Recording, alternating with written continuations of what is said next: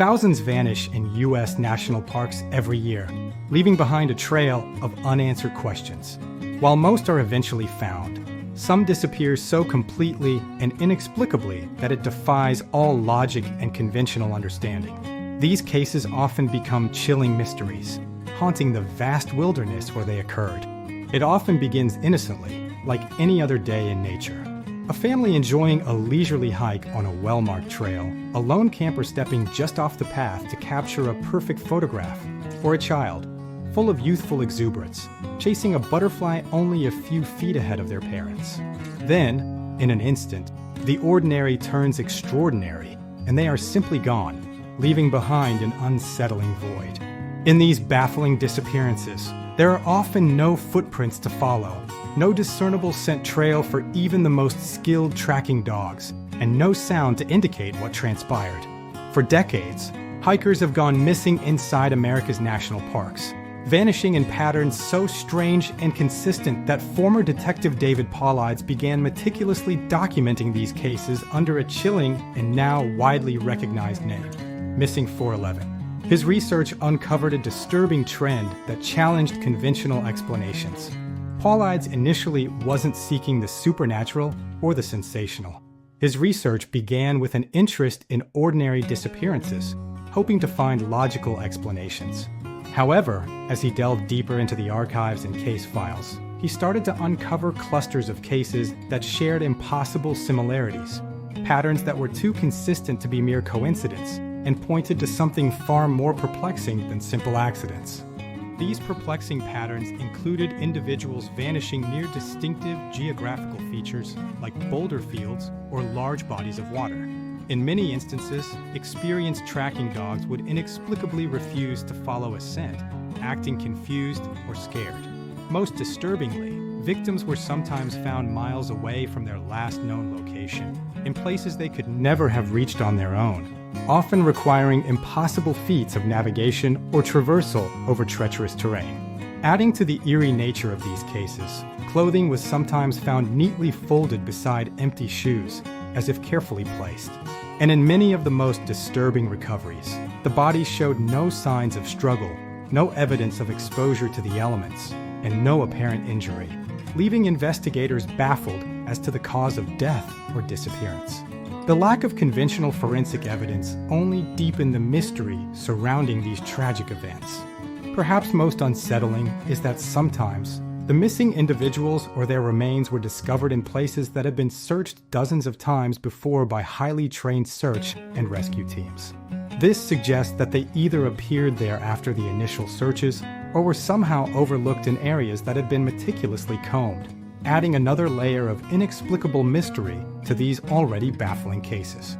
One of the earliest and most iconic cases documented by Paulides was that of Dennis Martin, a 6-year-old boy who vanished without a trace in the vast and rugged Great Smoky Mountains National Park in 1969. This case, like many others, highlighted the perplexing nature of these disappearances and became a cornerstone of the Missing 411 research, drawing attention to the unusual circumstances surrounding such incidents. Dennis was playing hide-and-seek with his brothers, venturing only a few feet off the main trail, a common childhood game in the woods. When his father called out for him to return, there was no answer, only the unsettling silence of the forest. What began as a playful moment quickly turned into a parent's worst nightmare, as the young boy seemed to disappear into thin air, leaving no trace behind. Hundreds of rescuers, including military personnel, scoured the area for weeks, but Dennis was never found. Tracking dogs, usually highly effective, lost his scent within minutes, behaving as if the trail simply vanished. The only potential witness was a family camping miles away who reported seeing a hairy man running through the woods, carrying something over his shoulder, a detail that only deepened the mystery. To this day, Dennis Martin remains missing, his disappearance one of the most enduring enigmas of the national parks.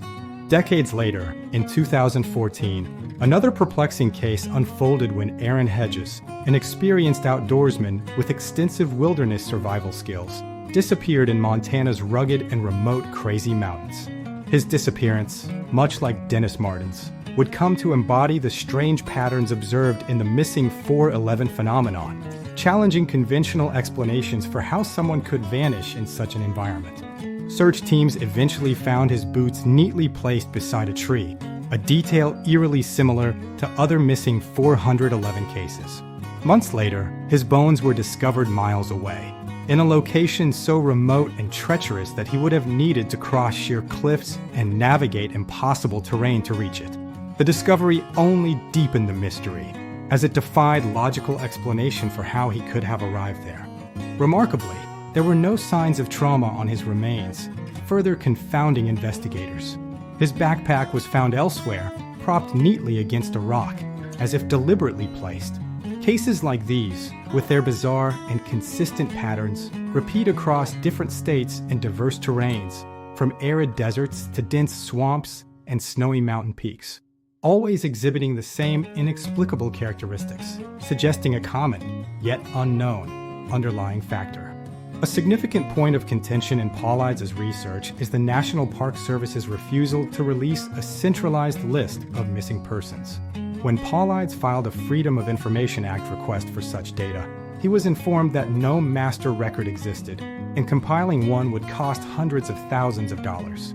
This lack of transparency and centralized data has fueled speculation and frustration among researchers and the public alike, hindering comprehensive analysis of these cases.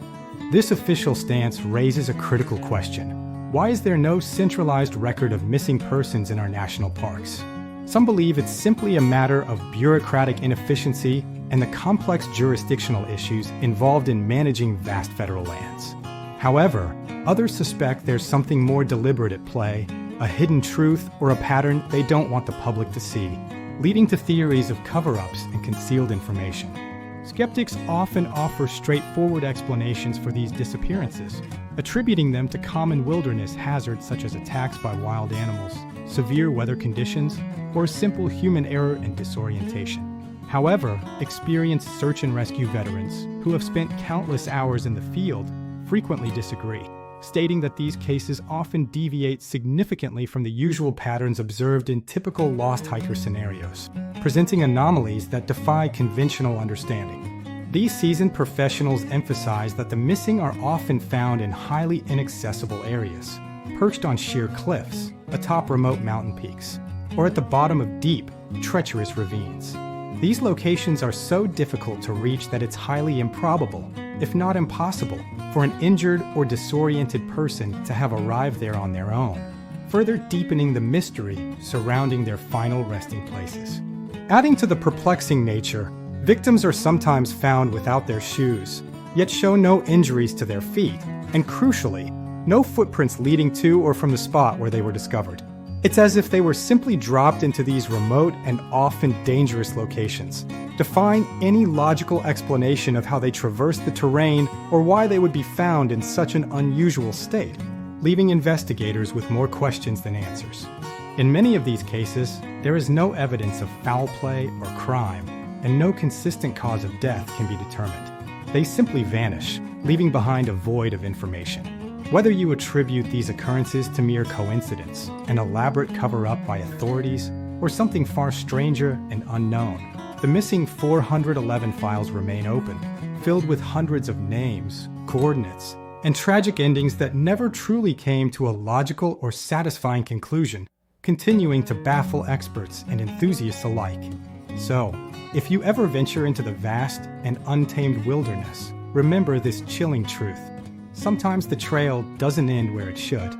It can abruptly disappear, leading into an untouched, overgrown area, leaving you to wonder what unseen forces might be at play in the silent, ancient forests, and reminding us that some mysteries of nature remain profoundly unsolved, waiting to claim their next victim.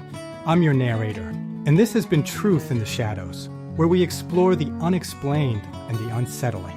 In these vast, silent wildernesses, the lost are never truly gone. Their stories echo through the trees, a haunting reminder that some mysteries refuse to be solved, and the wilderness itself remembers every step, every whisper, and every disappearance, holding its secrets close.